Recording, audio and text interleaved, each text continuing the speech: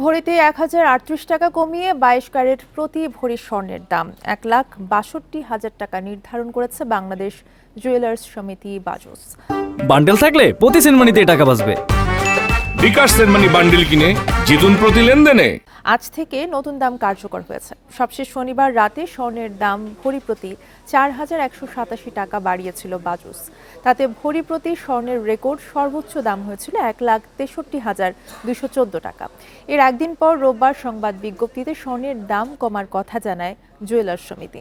এতে বলা হয়, স্থানীয় বাজারে তেজাবি স্বর্ণের দাম কমে যাওয়ায় দাম সমন্বয় করা হয়েছে। বাজুসের নতুন সিদ্ধান্তের ফলে দেশের বাজারে ২২ ক্যারেট স্বর্ণ ১,৬২,১৭৬ টাকা, ২১ ক্যারেট ১,৫৪,৮০৫ টাকা এবং ১৮ ক্যারেট ১,৩২,৬৯০ টাকা নির্ধারিত হয়।